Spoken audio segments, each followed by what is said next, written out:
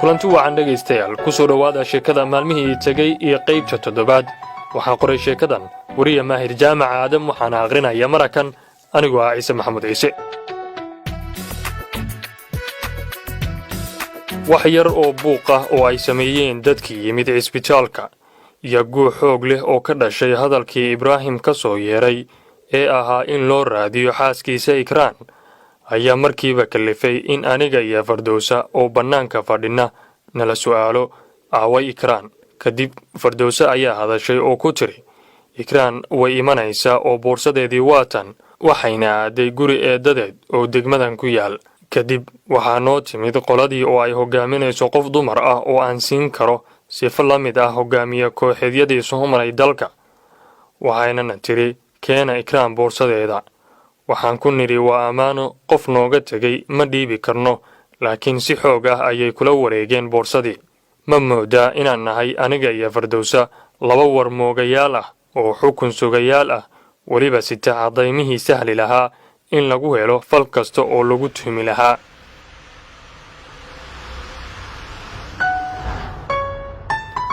gabadhii wadatay ragga hubaysan ayaa la dhaqaaqday boorsadii kadibna waxa ay aaday dhinacii lagu daweynayay Ibraahim. intii aan Ibraahim la siin xogtii uu sugayay ayuu arkay boorsadiisa oo loo soo wado dhankiisa.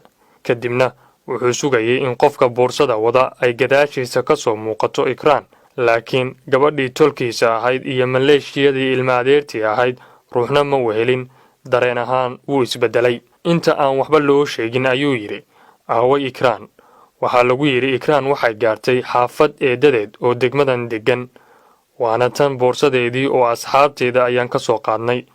markiiba wax weyn buu fahmay wuxuuna yidhi boorsadan waa taydii ee maahan tii ikraan, oo ikraan adeer eedo abti midna uma degana halkan ee qolada aad boorsada ka soo qaadeen ayaa gaari saaray oo horayna noo kala dilay aniga iyo xaaskayga. waxaad moodaa in isaga iyo ikraan dhagarta ay isla yaqaanaan.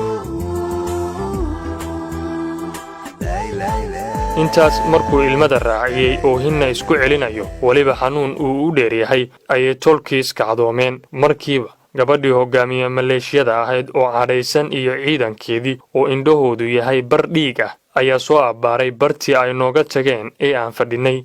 nasiib wanaag xilligaas annagu waxaan aadnay gaarigeenna oo waxaan isu diyaarinaynay inaan sii wadanno safarkeenna. markii ay goobtii aan fadhinay naga waayeen ayay dhinaca baabuurteennii soo aadeen. waxaana mar keli ah aan ka war helay laba gabdhood oo la kala hayo iyo rag hubaysan oo diyaar u ah inay wax kasta geystaan. waxaan soo aaday gabdhaha dagaalamaya ee haddana la kala hayo.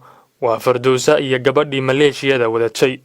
waan yaabay weliba aad baan uga xanaaqay in Fardowsa loo gacan qaado. waxaana si cadho leh ula hadlay naagtii ciidanka wadatay oo aan ku idhi waa maxay dhaqankan waalida ah ee aad kula kacayso dadkan awalba dhibaatada ka soo daalay.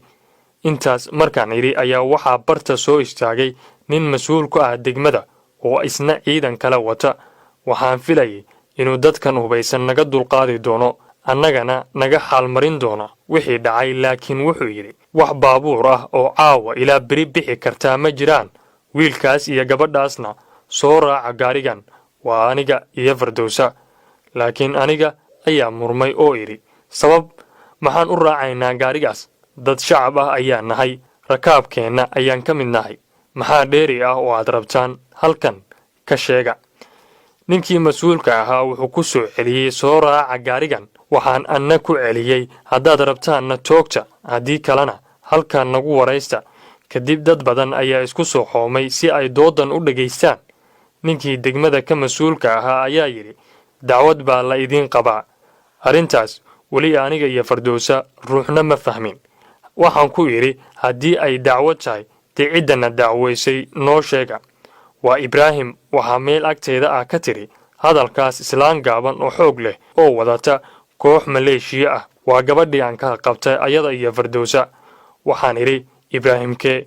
waryaa ma Ibraahim ayaadan aqoon, ninka aad isaga iyo naagtiisa intaad isku dirteen haddana xaaskiisa gaari saarteen? wallaahi ilaa xaaskiisa la helo hal qof oo idinka mid ah meeshan ka bixi maayo. waxaa sidaas isla suuraysay isla gabadhii hubaysnayd.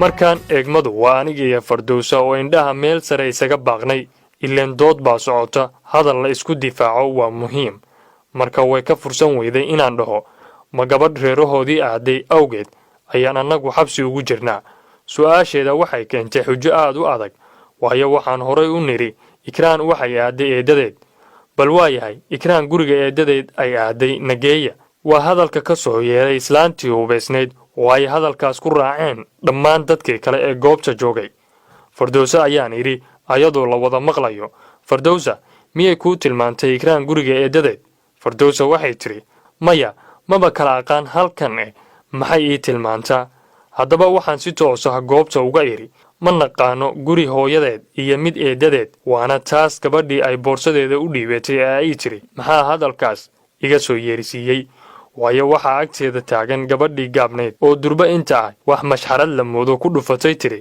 boorsadii Ibraahim miyaa noqotay boorsadii Ikraan waryaab badanaa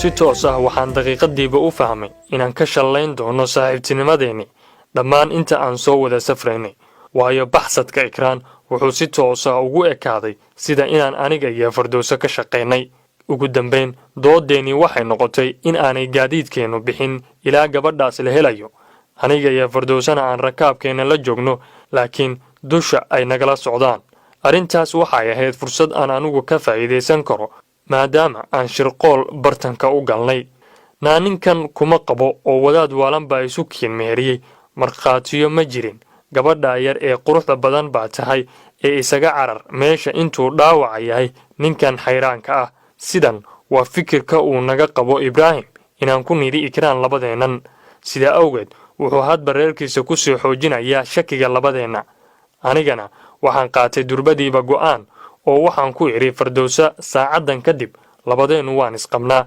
calashaan nin iyo xaaskiisa baynu nahay Fardowsa inta ay qososhay bay tiri been miyaan sheegaynaa anna waxaan markayga la qoslay qalbiga daacadda ah ee gabadhaas masaakiinta ah ku jira iyo dabinka ay ku socoto oo aysan fahamsanayn shimee isguursateen haddii la dhahana su'aashan ayay i weydiisay Fardowsa waxaan ku iri hal habeen ayaan meherka wada dhiganay annagoo 4 saaxiib ah sidaa darteed sheekada waxaa muhiim ah in gabadhii yareed aan la qabadsiino haddii uu xaalku adkaado oo sheekadu ay gaarto in la beegsado mar kale Fardowsa si aan u dhaho aniga xaaskayga weeye cidna kuma xadgudbi karto maadaama ay tahay qof ay rag badan indhaha ku hayaan waliba raggaas qaarkood ku mahmaahayeen bun beddelkiisa ayaa jiro oo micnuhu yahay haddii ay Ikraan baxday Fardowsa baa joogta fikirkan wuxuu ka iman karaa Ibraahim oo xilligaas jacayl daran u qaaday Ikraan si uu ayada dib ugu helana ma qiimeynayo saaxiibnimada iyo Soomaalinimada midna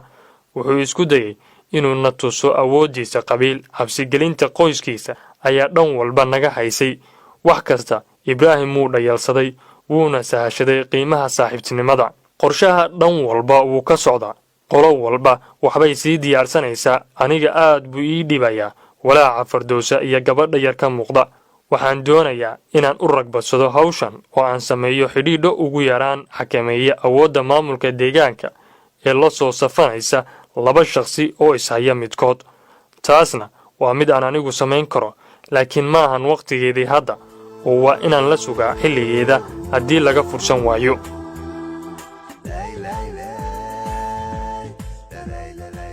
waxaa kale oo qisada ku soo biiri doona odaygii Cusmaan ahaa ee aan jidka ka soo qaadnay oo markii aan magaalada nimid iska aaday xaafad uu leeyahay walaalkii laakiin maqlay mar dambe in la hakiyay gawaaridii rakaabka ahaa ee uu midkood isagu la socday wuxuu xilli habeen ah naga soo raadiyay goobtii la yiri halkaas ha ka bixina laguna hayo gawaarideenna waa maalinkii 11aad ee aan ka soo maqannahay magaalada Muqdisho walina aynan gaarin Kismaayo Allah maxaa xiga bari halkee ku socotaa qisadan oday Cusmaan muxuu micno ah uu u sameyn doonaa sheekadan aniga iyo Fardowsa isku soo dhawaanshaheena maxaa ka dhalan doona Ikraan iyo Ibraahim maxaa kala geeyay xagee ku wada kulmi doonaan qisaskan la soco qaybta 8